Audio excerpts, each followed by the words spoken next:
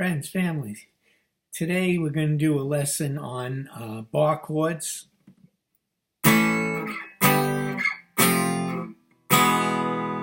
Here's the shape. Strengthening the fingers.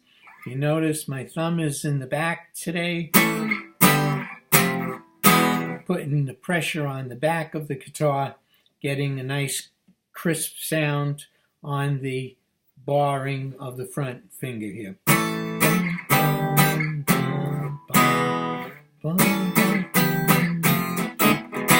The lesson I'm going to be using today is the song written by Johnny Smith, an old jazz guitar player, Walk Don't Run, recorded by the Ventures, made an enormous hit. I think they were playing it at that kind of beat. Johnny was playing a little.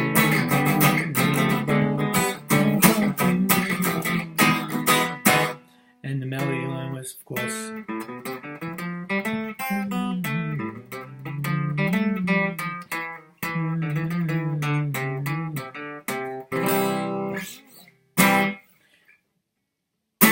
So using your thumb in the back is quite a classical guitar style of playing, where they put their pressure. Their fingerboard is a little on the neck of the guitar is wider, and they use their thumb behind the neck quite a bit.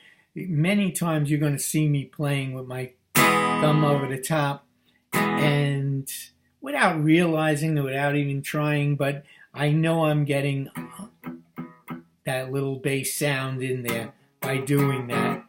So I'm getting a little thumb over the top bass sound for you guitar players that are really watching all this, the little intricacies that I'm doing, without sometimes even realizing it. Here I go. I'm just been playing for so long that I'm just adding stuff and creating songs. I'm doing some work for the prayer group also now that I play with. Usually on a Wednesday night I'm playing for them, and a Roman Catholic charismatic movement.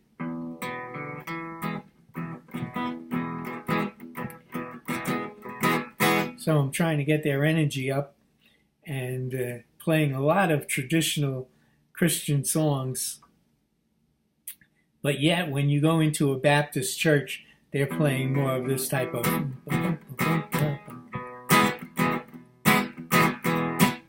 and praising God.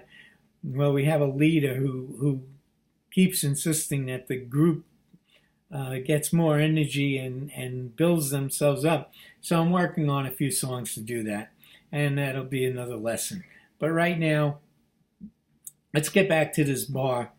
And the classical guitarist pressing with that thumb in the back.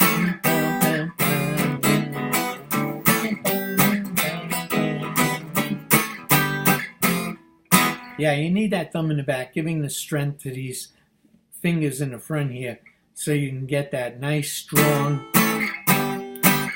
clean sound. When I work on, when I've been playing in some gigs years ago, I always had some rhythm guitarist or a bass or someone playing behind me, and it always gave that full sound, which I've always enjoyed. So they'd be doing the background, and I'd be playing flat picking.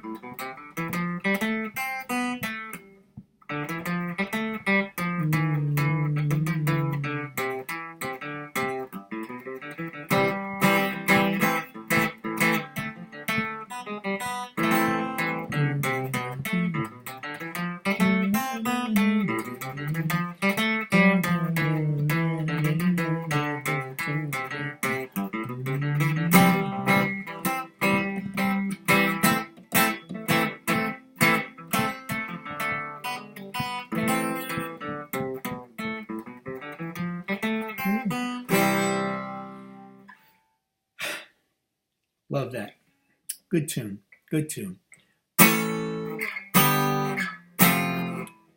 So now, trying to, with the soloing and not having a background player, I try to say, well, how can I incorporate the two? And you just have to sometimes just pause.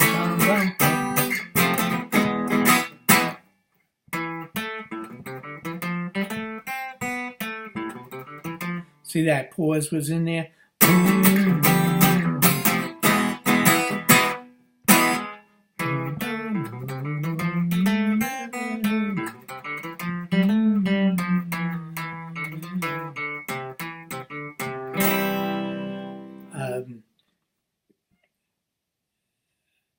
Tommy Emmanuel, and he worked on doing a bass line and playing the melody at the same time, and he got it from a great guitarist by the name of Chet Atkins. And Chet uses a finger pick and just keeps this thumb moving up and down, up and down, up and down, up and down on the bass. And that's all he's doing with that thumb. He has it so trained, and that muscle is just working and working. It takes years and years and years. It's something I haven't studied, so I can't even do a demonstration. And at the same time, he's playing a melody on the bottom. Well, that one line just never changes. And as he works it out, because that thumb only can go in that one direction. So flat picking and then running your scales, and that's the arrangements that I make. I had my Uncle Sam one day. I was playing with him for years and years and years. His name was Salvatore Bonanno. But when he came off from Italy, the girl couldn't understand a word he was saying, so she wrote Sam, and it stuck. So my Uncle Sam, that's my Uncle Sam. He was a clarinet player, and he was from the old cake eater days. And I would play and play and play. One day, I did an arrangement, and it was called Misty. And when he heard that sound, he said, "That's how you have to play. That's nice." And I realized back then that it wasn't all the work I was doing and all the chords I knew and triads and studying, but it was in the arrangement that made his ears open up, and he went, "Wow, that's it." So he loved that B, C major 7th, and there was the open E. He loved that. And that's when I started thinking, this is all about the arrangements. And my first arrangement I wrote for my students was Tenderly.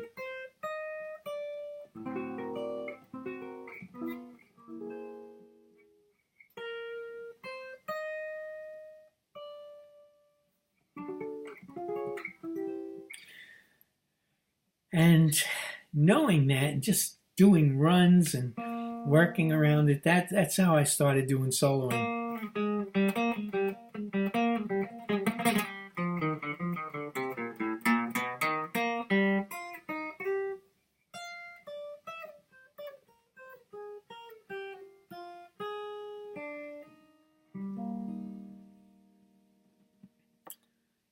Okay, let's just end it on this review. A, G, F, E, bar chord, press in the back.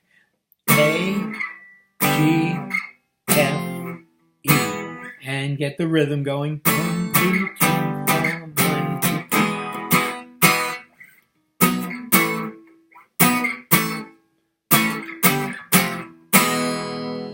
So we have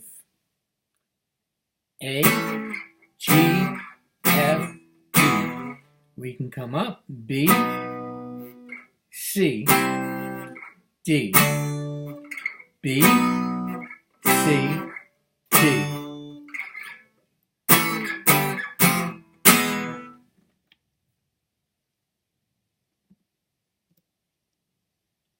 realizing all the songs that you have just, all the chords.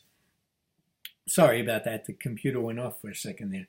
But the chords that you have and the new chords. See you soon. Thank you, guys.